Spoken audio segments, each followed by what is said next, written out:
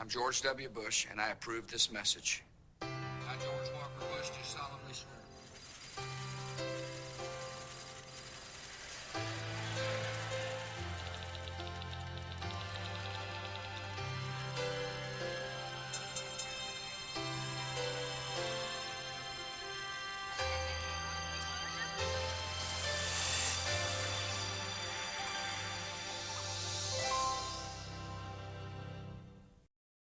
So I'm going to try and change the discussion and just tell the truth to the American people.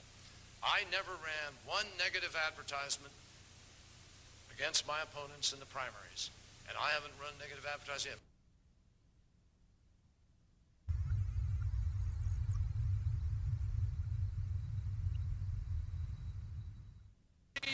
Million jobs lost. Too many of them in the heartland. That is an astonishing failure. If I am president, I will roll back the Bush tax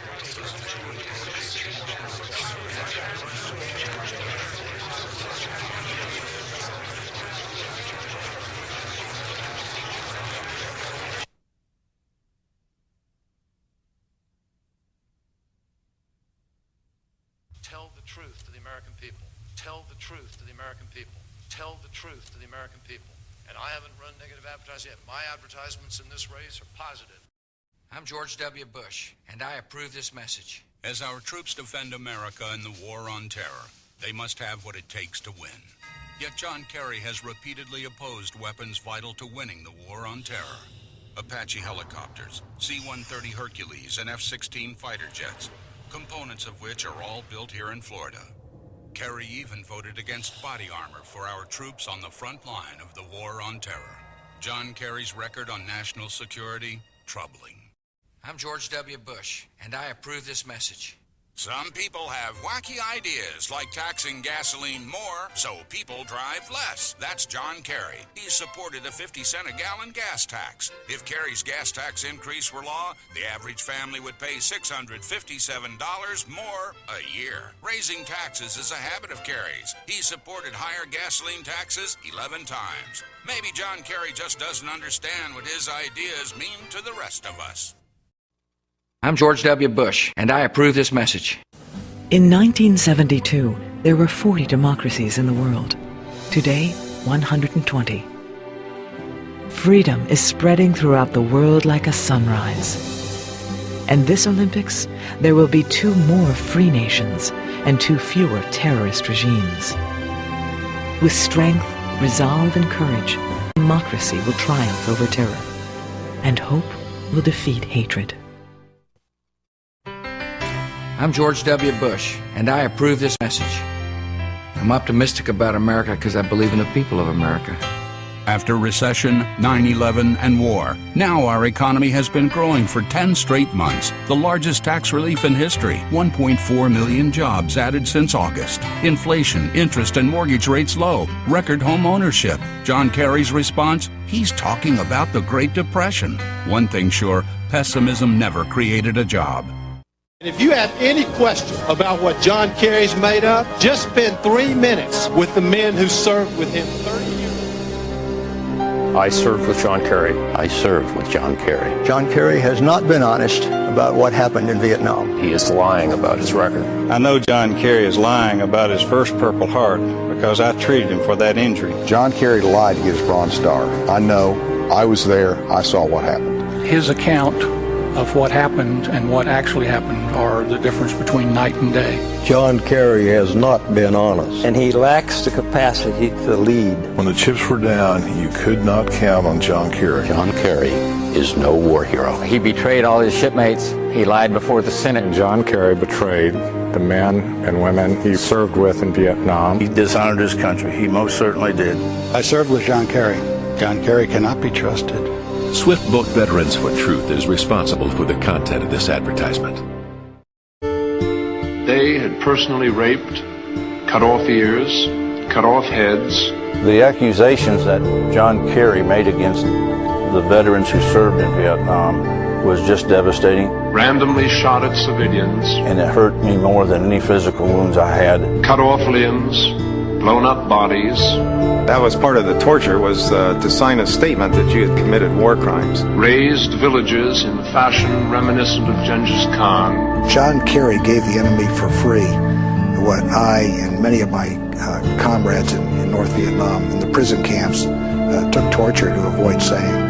It demoralized us. Crimes committed on a day-to-day basis. He betrayed us in the past. How could we be loyal to him now? Ravaged the countryside of South Vietnam. He dishonored his country and, more importantly, the people he served with. He just sold them out.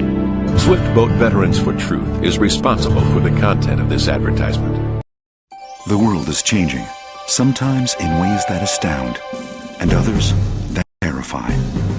We depend more than ever on our values, family, faith, the freedom we celebrate. In today's changing world, the answers aren't easy. We need a sense of purpose, a vision for the future, the conviction to do what's right. I'm George W. Bush, and I approve this message. Together, we're moving America forward. I'm George W. Bush, and I approve this message. In which direction would John Kerry lead? Kerry voted for the Iraq War, opposed it, supported it, and now opposes it again. He bragged about voting for the $87 billion to support our troops before he voted against it. He voted for education reform and now opposes it. He claims he's against increasing Medicare premiums, but voted 5 times to do so. John Kerry, whichever way the wind blows. I don't want to listen to the fundamentalist preachers anymore. He is not leading this country in the right direction, and he's declared war on the American people. Tired of the pessimism and angry protest? We need a regime change in the United States, put in place a president. Tired of the negative attacks? This president is a miserable failure. Thank you very, very much. Thank you very, very much. You have a choice. Support the president's agenda for a stronger, safer, more prosperous America. My wife Wendy was murdered by terrorists on September 11th.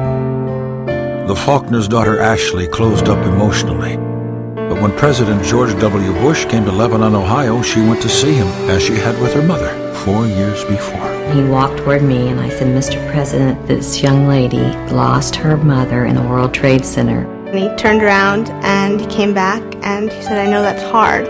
Are you all right?" Our president took Ashley in his arms and just embraced her. And it was at that moment that we saw Ashley's eyes fill up with tears. He's the most powerful man in the world, and all he wants to do is make sure I'm safe, that I'm okay. What I saw was what I want to see in the heart and in the soul of the man who sits in the highest elected office in our country. Progress for America Voter Fund is responsible for the content of this message. These people want to kill us. They killed hundreds of innocent children in Russia, 200 innocent commuters in Spain, and 3,000 innocent Americans. John Kerry has a 30-year record of supporting cuts in defense and intelligence, and endlessly changing positions on Iraq. Would you trust Kerry up against these fanatic killers? President Bush didn't start this war, but he will finish it. Progress for America Voter Fund is responsible for the content of this message. It's a big thing, this war. It's a fight between right and wrong, good and evil.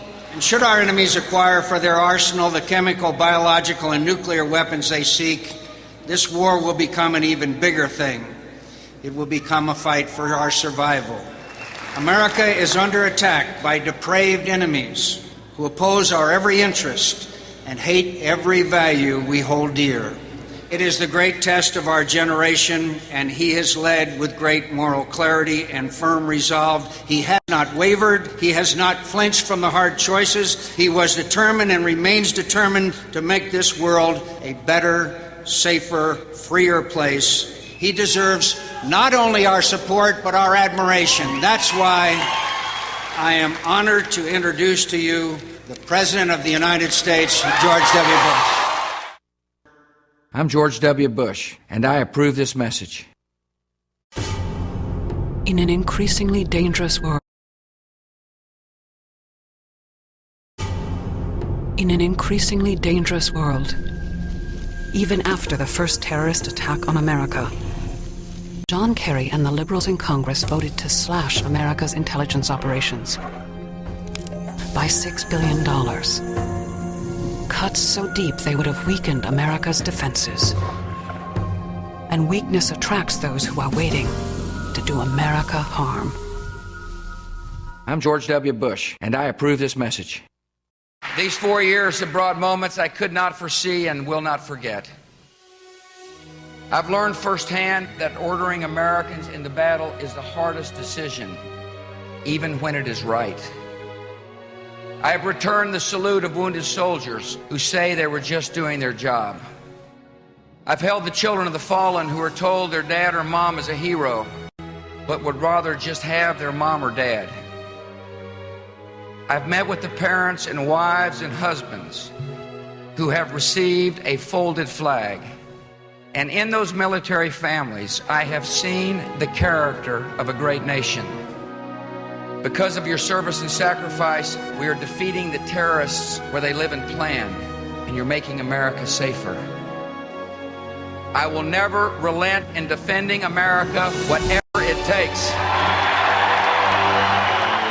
I'm George W. Bush, and I approve this message. I was born in Fitzsimmons Army Hospital in Colorado. My dad was serving in the Army Air Corps.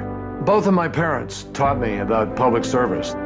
I enlisted because I believed in service to country. I thought it was important, if you had a lot of privileges as I had had, to go to a great university like Yale, to give something back to your country. The decisions that he made saved our lives. When he pulled me out of the river, he risked his life to save mine. For more than 30 years, John Kerry has served America. If you look at my father's time in service to this country, whether it's as a veteran, prosecutor, or senator, he has shown an ability to fight for things that matter. John is the face of someone who's hopeful, who's generous of spirit and of heart. We're a country of optimists. We're the can-do people. And we just need to believe in ourselves again. A lifetime of service and strength. John Kerry for president. I'm John Kerry, and I approve this message.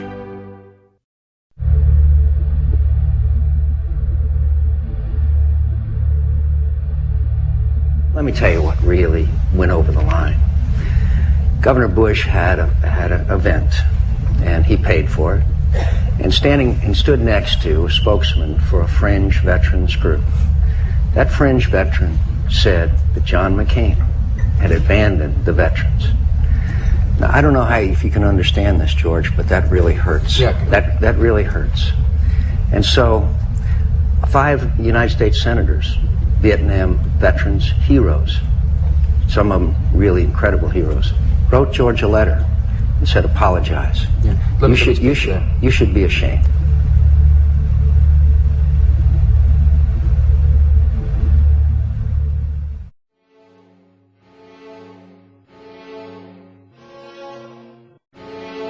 John.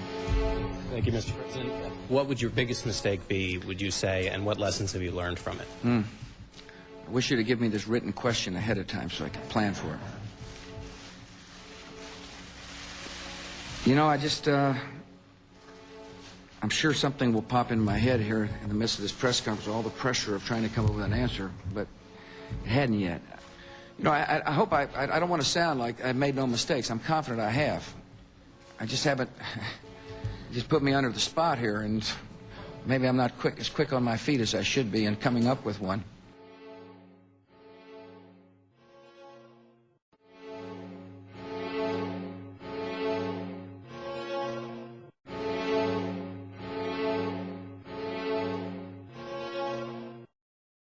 Let me tell you exactly what I would do to change the situation in Iraq. I would immediately reach out to the international community in sharing the burden, the risk, because they also have a stake in the outcome of what is happening in Iraq. The American taxpayer is paying now almost $200 billion and who knows how many more billions, and we're paying the highest price in the loss of the lives of our young soldiers, almost alone. I'm John Kerry, and I approve this message. We are a country of the future. We're a country of optimists. We're the can-do people. For John Kerry, a stronger America begins at home. Real plans to create jobs here, not overseas. Lower healthcare costs, independence from Middle East oil. And in the world, a strong military and strong alliances to defeat terror. America, stronger at home, respected in the world. John Kerry for president. I'm John Kerry, and I approve this message. I defended this country as a young man, and I will defend it as president. We need a strong military, and we need strong alliances, and then we will be able to tell the terrorists, you will lose, and we will win. The future doesn't belong to fear, it belongs to freedom. The Democratic National Committee is responsible for the content of this advertisement. There is no one better prepared to keep the American people safe than this man. And if you have any question about what John Kerry's made of, just spend 3 minutes with the men who served with him 30 years ago, who still stand by his side. They saw up close, when their lives were at risk, that this man is a leader, that he has courage, determination, and he would never leave any American behind. I'm John Kerry, and I approve this message. I heard George Bush get up and say, I served in the 187th Air National Guard in Montgomery, Alabama. Like, really? You know, that was my unit. And I don't remember seeing you there. So I called friends, you know, did you know that George served in our unit? No, I never saw him there. It would be impossible to be unseen in a unit of that size. Texans for Truth is responsible for the content of this advertisement. His sergeant said, Sheehan, you don't have to go, because my son was a mechanic. He was a Humvee mechanic. And Casey said, where my chief goes, I go. And he knew what had to be done. He died in his best friend's arms in Iraq. I imagined it would have hurt if one of my kids was killed, but I never thought it would hurt this bad. Especially someone so honest and brave as Casey, my son. When you haven't been honest with us, when you and your advisors rushed us into this war, how do you think we felt when we heard the Senate report that said there was no link between Iraq and 9/11?